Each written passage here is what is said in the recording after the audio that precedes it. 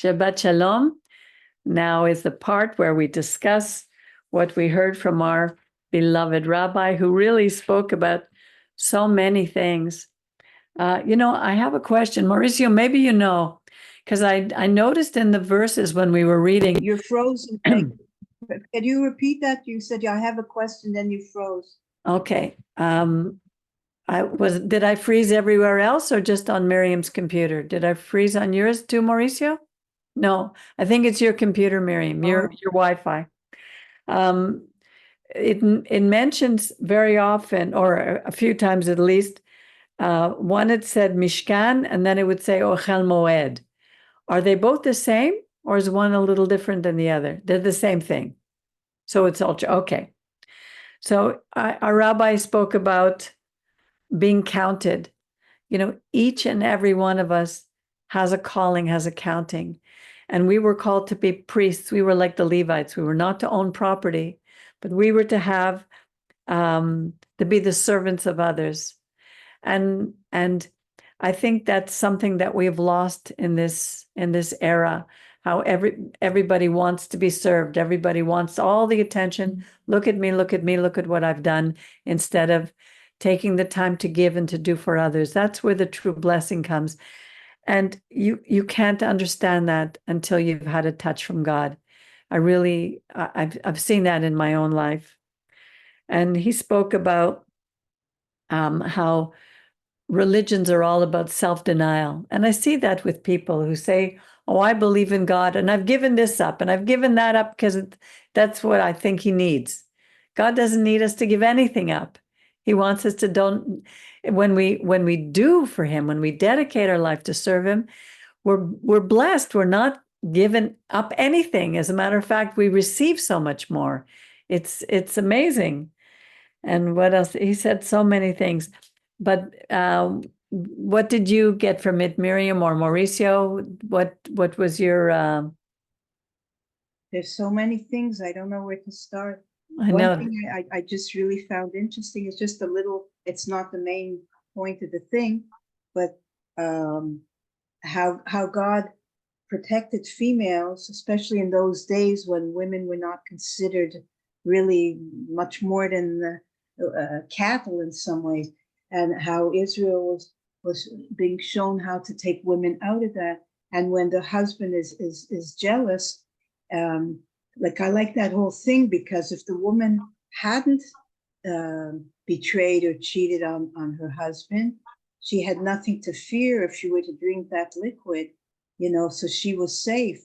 And he knew that if she knew if she drank it and she was guilty, she would blow up. So she would say immediately, I'm sorry, yes, I did cheat on you. So it's the way of protecting a woman from a jealous husband who may have slapped her or beat her up this way. Anyway, so that's just another way how God was changing the basically the world at this point, because that was the world, and taking us out and making us a light to the nation in so many other nations in so many ways. But there's so many things to talk about. I don't know what else. It was wonderful, a message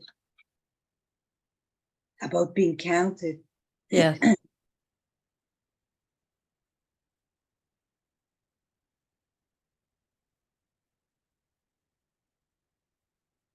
Well, regarding the message, I believe that there is something that the Rabbi mentioned is about our nature, that why sometimes we think we deserve something from the community. Instead to give, we rather to receive. So there's a problem right now in our economy, because when you give, you have rights to say, oh, I deserve this because I already pay something. And that is something that Rabbi said. Okay, many people come here because they give some money or give some kind of service, and they are expecting to be served instead to give. Okay, so but that is something that for me is about our culture, economic culture, because that's exactly what is happening.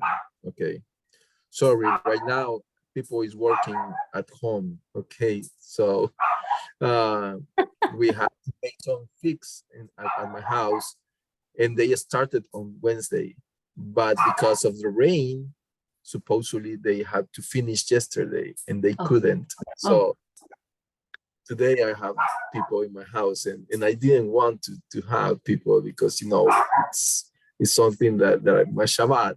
Okay, Yeah. that's why I'm up there. Yeah. So Well, we don't hear the people, we just hear the dog. yeah, because so I start to sibling, and the dog start to Okay. To bark. bark. Yeah. In but there is something that I really appreciate this week from Rabbi is Yeshayahu Harari, and it was so amazed because when we read about the Sotah, okay, in Numbers chapter 5, verse 6, it says that when there is a man, okay, in in in in in in a woman, so it says in the Torah, they repeat twice the word ish, ish. So in the Torah, there is nothing that is written without any meaning, okay?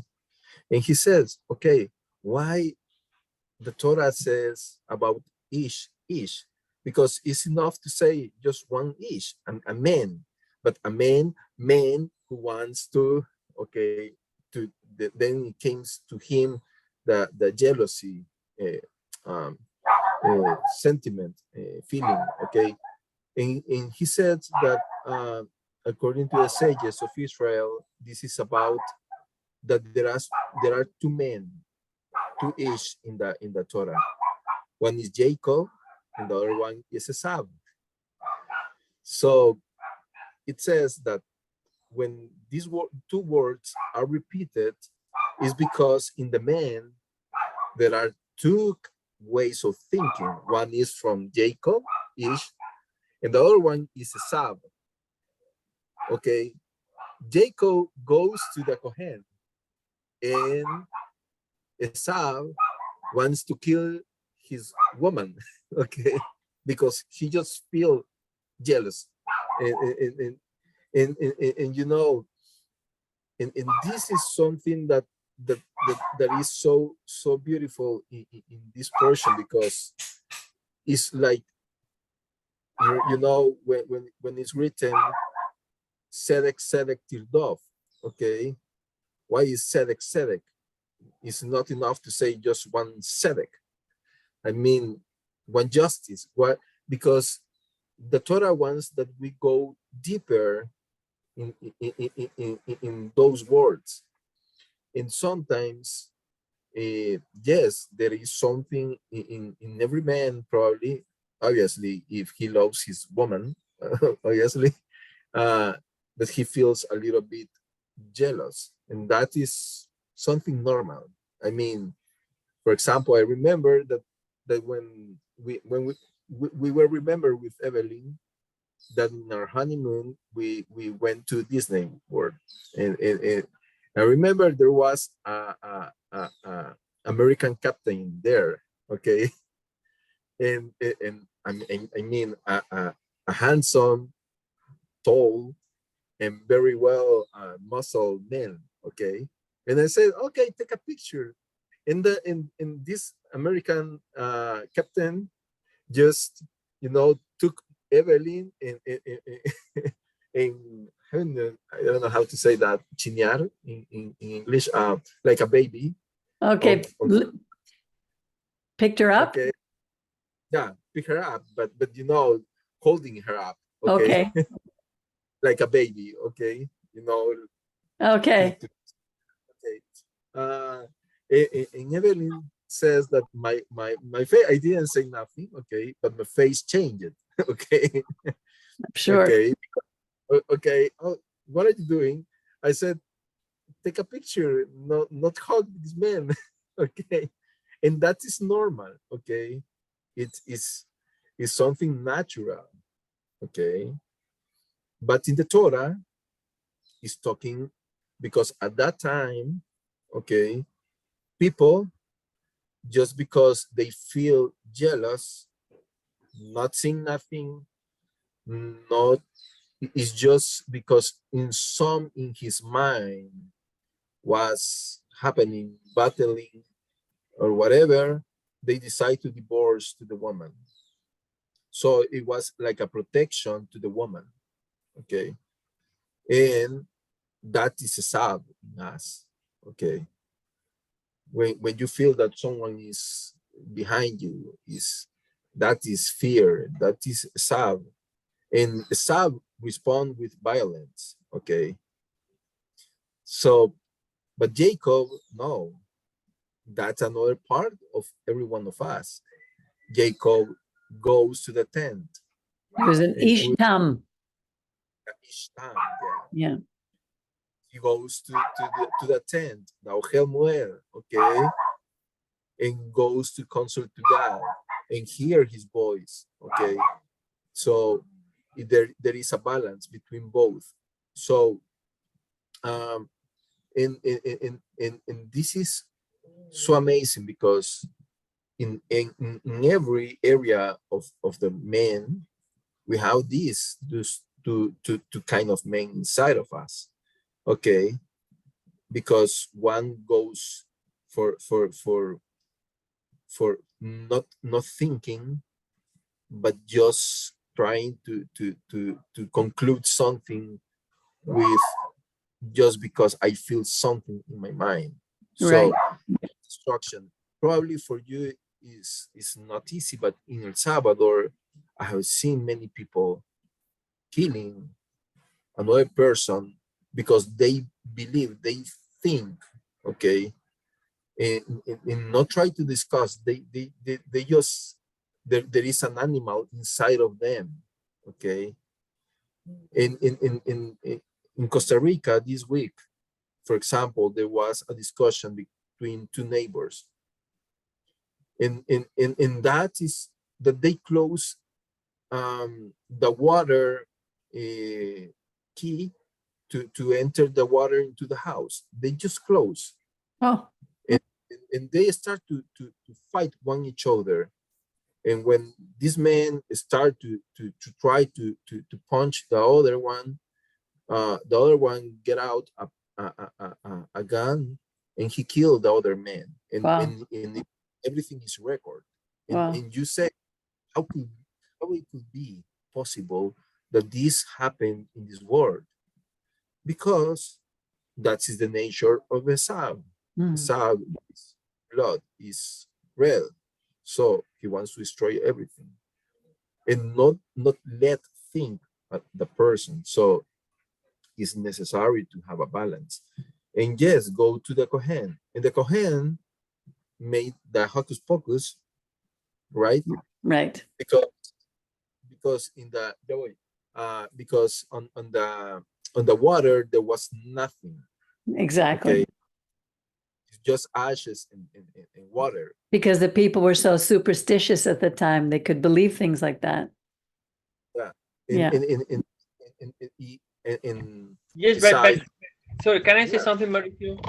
But in that particular portion, verse, okay, it's because it addresses the beauty of the women. If the women, it's a woman of integrity, she doesn't have to fear anything. But if it's women, it's only her value is the beauty, in order to attract men and to be, unfaithful, to do all, that is the key in this the explanation. It's in order the women thinks, oh, I'm gonna have a belly, swollen belly. Nobody's gonna want it to be with me. Nobody's gonna, I'm gonna be. That is, I think, the main was to scare her and sort of, but in order to say, okay, well, I have not, if the woman was, I didn't do anything wrong, I'll take it, even though the sand will just probably go through her system and it will go to the latrine later on without any repercussion whatsoever.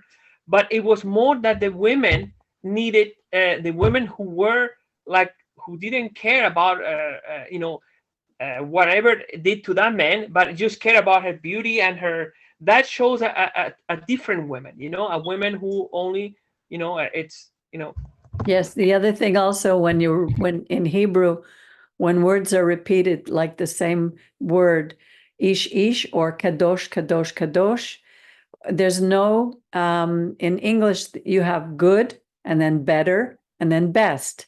There's no way to express that in Hebrew. So if you want to say a man and then more of a man, ish, and then the best, like a Superman, would be ish. Like this was a macho man, like somebody who was more male than the average male. like a superlative, basically. I like that one. You do, eh? Yeah. I like the man.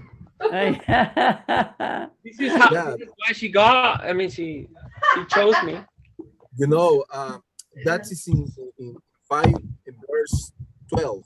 Okay, the word ish, but in the translation it's only men. Okay, it is like not repeated men. Okay, but when you read in the Hebrew, that says ish. So, Interesting. but yeah, that is true. Woman needs to be is more than just a body. Okay, that is so important today, especially to our young women. Okay, because today what is happening? Mauricio, in Canada, their governments are trying to make men more less. Yeah. So, anyways, Exactly. I have to say something, if I may. My look, I listening the message of Rabbi, our beloved Rabbi, may he rest peace and be blessed, his memory be blessed. It's when he talks about the holiness, okay, and the true meaning of being holy, and that is, he addresses saying that it's just to be separate for a specific purpose, or maybe better, I will better say, to be accounted, to serve, and to carry the responsibility for being created, or being the creation, okay, of the creator, of course, but being created at the image of the creator. In other words, to bring our lives in unity, in harmony with the creator's qualities, which are to carry and bring in us the love, okay, for ourselves and for the human neighbor, to carry and bring in us the compassion, the mercy, the wisdom, the knowledge, the justice, the faithfulness, and the goodness. But there are other more qualities, okay, that we have inherited from the Creator, that are beyond our physical understanding and capacities. And those ones, like, I will say, like, what about infinite, eternal? If we are what the Creator said that He made us of, that is image, well, let me tell you, God is infinite and is eternal, which means in us there is this ability that God put in us to become eternal. Okay, But we already are eternal. The spirit is eternal, but not the physical body. Now, the physical body, of course. But what if I tell you that with knowledge, as God also asks us to carry the wisdom and the knowledge, by finding out, if you are a researcher in biology, when you find the secret that allows our cellular structure to be not to live for 100 years, but to be able to go beyond 1,000 years. Because remember, in the scriptures tells us that the men before the deluge, before the flood, they were living more than 1,000 years.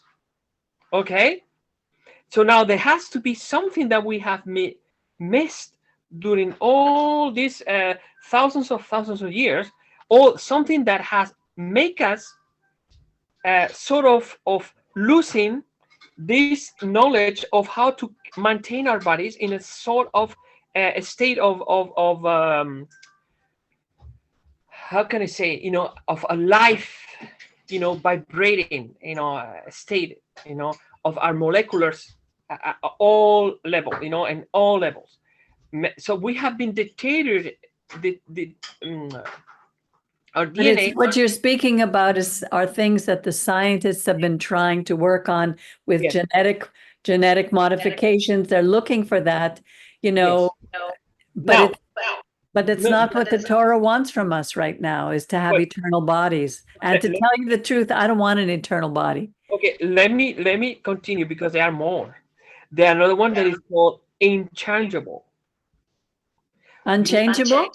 Unchangeable, yeah. Immutable. Which, how can I explain this? I'm trying to explain something that it goes, out of our understanding of normal understanding as human, okay, beings, which means that, when sometimes, as I think Mauricio was talking about, about that when we change, we just decide to change whatever we were doing, and now we completely change our mind. And no, to be perfect, to be like, not changing. We know how we are, and we behave how we are, and we don't become wishy-washy. You know what I mean? In everything that we do, in everything that we decide to do. And okay, another one. I know it's hard. It's hard. I understand it's hard, but self-sufficient. What about self-sufficient? Like no being dependent. We are, the ones who have acquired this ability of not depending of others. But that's again, Angel. Wait. We're in a community, and God wants us to be interdependent. Yeah. What about this one? Okay.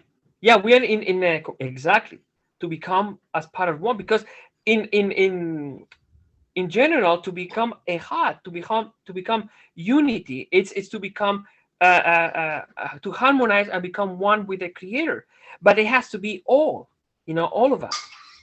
But now listen to this: the ability to become powerful. What about that one? To know everything. What are you reading from? To be, I take notes. I took notes when to be everywhere and to be all loving.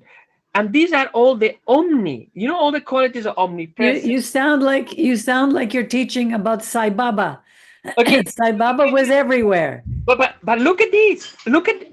I know, but you're not dealing with reality, Angel. This is not reality. And likeness of the Almighty. Yes. But these are qualities that we possess. Now, let me you say, oh, you are sounding too woohoo. You are too. You're gonna have to leave your body to do all those things. I'm trying to bring, in other words, to resume all this that I'm saying is like to be at the image of the Creator. It is to be magnificent, like He is. Now, like our Creator, but the problem that we have is that we now our problem is that we don't know really who God is. We have just a little concept that we have learned from books, from other rabbis or teachers about what they have grasped in their understanding. But when we realize the connection that we have with the Spirit, that is His, it's part of Him. When we reconnect with that, we acquire all the knowledge that only can come from the Creator. And once that we become part, because when you acquire knowledge, you're starting to act according to this knowledge. You're starting to be transformed according to that knowledge, and you're starting to become a new creature, a new human, and a human that is, that is more closer to the Creator. Yes, Angel. This is a process. And our is to find out who God is. But that's what we're doing. It tells us who is, not the one that. May I, Angel, let me interrupt you. Because I'm going to now. I'm giving you a lot of thinking right now that you. No, you're not. Please. Angel, You're not, first of Angel. all, can I say just one little thing? We're all here on our journeys, okay? And what you're talking about is a journey. And we all know we've had, some of us in different ways, more or less, have been touched by something bigger than us, and that's God. But you're trying to like itemize everything and describe this attribute and that attribute. We all know that we've had a touch from God and we want to get closer to God. That's the journey. That's what it's all about, and that's why we're here. So why No. it's not you're preaching to the choir. I mean, I understand. No, but you understand what I'm saying, that we're all on this journey. It is a journey. It is And an it's a individual journey. Okay, it's an individual journey. Yes, But we agree. the teachings that we have been taught, they gave us to us. It has been always like sort of programming to teach us that we are separate from the Creator, or we need to reach the Creator, which is far, and we are not. We need to do certain things in order to get close to the Creator. Okay, and this is a programming, in my opinion, that has been put on, in order to keep us in this mentality. But they have not taught us about that the spirit that is within each of us, it's part of the Creator, that it's in us. In the scripture, this scripture says that where could I go far from your, if you, It's in Psalm 139 that it's not far, it's in us. we know that, Angel. We know. We've been teaching this every single week. Where have you been? I We know. know. It's just a reminder. It's just a reminder. It's just reminding, but it is when we look within, is where we're gonna find the magnificence Of course. of the Creator. Yes. Love, which is, as I say, it's compassion, and all these. Yes. We agree with you. We're not arguing with you, Angel. But you're when you speak to us like this, you sound as if we haven't been saying these things. That's what our rabbi taught us, that the spirit within us, he gave this to us. It allows us to hear his voice, the still small voice, when we're struggling with something and we don't have an answer. That allows us to hear it either from someone else or from him directly, from something that he writes. And it changes our behavior. I once was a certain way, and now because he's in my life, once I was like Esau, now I'm like Jacob. This is what he's talking about. This is what Mauricio was just saying. Yeah, it's in the ways how sometimes it's we find about synchronicities, things that happens to us. Yes, exactly. Times in specific, this is how spirit moves. This is how we are sometimes we receive a way of learning, a way of teaching, of guidance. Exactly. And it's those around us, those in our families, those who are close to us. They're the ones who will tell us who we are and how close we're following our God. They'll be the first ones to pick it out and to show us. Oh yeah. My wife, I'm telling you, sometimes I tell you don't have to be so honest. You're hurting me. It's true. You are so honest. Who else is going to tell you the truth in your face? And you say, okay, you know what? You are right. I have to, maybe change the way how I explain things, how I talk. Maybe, people understand me like I'm trying to like if I'm insulting or I'm trying to show that, something that I don't want to show, like, Yeah, that's our journey. yeah, it's a way of learning and become more, understand things. Yeah. Yes, Mauricio, you wanted to say. I'm agree with Angel, and there is something that I might say that is not normal in Judaism to teach. Okay, Sorry, it's because not normal that what? it's not normal in Judaism or in any religion in the world, I would say. Okay, because there are some experiences that people might have. Okay, but these experiences probably people do not understand why, because we have been teach that okay, 1 + 1 is 2. Okay, and that's it. And yes, that is true, but it's relative. Okay, um, because uh, and I'm taking this from Rabbi Shemi. He said something I remember many years ago. He said that when there are some experiences with God that you feel, do not feel afraid to have to experience all this, and do not try to cut these experiences from you. For example, there are people that sometimes they start to clean up his mind and try to connect with the creator just to hear his voice or just to feel peace. Okay, I'm not saying that is something like gurus. No, I'm not saying that, because David says, I will meditate in yoga when you contemplate, for example, all the creation around you, and you're just amazed at how it could be so precious, something that God created. Okay, and you are just along with the sound of the forest. Okay, and then you feel the presence of God in you. Okay, those kind of things, do not try to stop them. Okay, because Rabbi Shemi says, yeah, the Torah is our guidance. Okay, Torah is something written that God put in us, that is the minimum that we could could could have to try, but we are limited. Okay, I mean, when I said I am limited, because um, God, there is no limits on him. Okay. Limited, you said limited. I have limits. Limited, I have yes. in so when you start to feel the presence of God in you, sometimes you're I don't know how to say that, You but get goosebumps. you get goosebumps, for example, and just or just feel the presence of God in you, and you start to cry.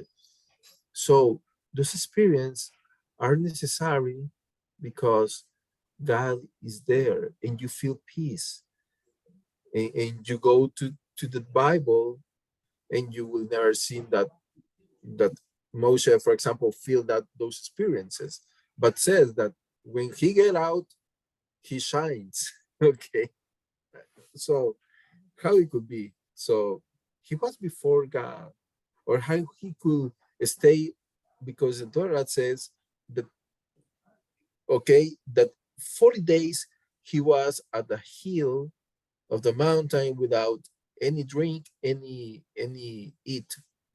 So how it could be? Because honestly, according to the scientists, the man could not stand up 3 days without water, for example. Right, right. So is the Torah lying? Yeah. Obviously not. So it says that 40 days he was out of it, this chronos, I would say. Okay, so but in those spirits do not stop in you. That is great, but do not live by the experiences. Okay, because this is like a kind of drug also. We become addicted to those experiences. Yeah, because then you start to read the Torah, okay, and if you don't feel, oh, I don't feel today God, and Right. that is why you have this bot, mishpatim, and hukim, and with the hukim, you don't feel nothing in you. You just have to do it because Right. it's not your feeling, okay. So there is a balance. We need balance, and so that is needed. And yes, God wants that we don't be a new man. I would say, for me, is more that we are renewed men, because we need to return to the original place. The original place is that we live between two worlds, I would say, between the spiritual world and the physical world. And Adam was one. So because he was covered by God's presence, Yeah. he was not naked, he was covered by God. Okay. So that is something that probably, if someone here is experiencing something like dreams, something like a vision, something like feel the presence of God at any place, or just feel the sensation of a smile or to hug somebody, hey, don't stop it. Okay, keep going. Okay, and also at the same time study the Torah, because that will give you a balance. Okay, just that. Yes, this whole idea of knowing no matter what's going on around us, because there's times when we have such an opportunity, like to share God with someone, or give explain an experience that we had, to show how God is working in our lives, and you feel so high. But there's another time when you're going through something rough, and that's when you just need to remind yourself, I know God is with me. I know God is with me all the time. It's a little bit like you're in a marriage. When you know that you love your husband or your wife, it's a knowing. But you don't always love them. There's times you want to kill them. You're really upset with them. But then you have to tell yourself, but I know I love this person. And I know I made an agreement to stay with this person. I know that this is what the knowing is all about. We know God is with us. That makes us act differently and choose differently in everything that we do. And even when we make the wrong choices, we have the opportunity to say, okay, I did, this is wrong. Let me go to him, make restitution, and I can come back. That's the beauty of what we have in the Torah. It's not a religion. It really is a relationship. And that's what we need to learn about. That's what I love about this community, is that we have this, and there's so few communities. And let me tell you, I've been to many congregations, many churches, many religions, many ideologies, and this is one of the few that has this. And I'm so grateful to God. So with that, I'd like to, if you have anything else you want to add, just quickly before we say goodbye and Shabbat Shalom. No, we're all okay. It's good to see everybody. Thank you, Angel, for your service today. We appreciate it. Mauricio, for your input. Miriam, for your input. And for everybody, it's always good to see you and to have you here, even if I'm looking at a little black box. It's nice to see you all. And you have a wonderful rest of your Shabbat, and enjoy the rest of the week. And God willing, So let's walk with God. And we pray for the return of the Alvarados, that they return home safely. Yeah. Bye-bye. Shabbat shalom. Bye-bye, everybody. Shabbat shalom, everyone. Shabbat shalom, everyone. Shabbat shalom. Shabbat shalom.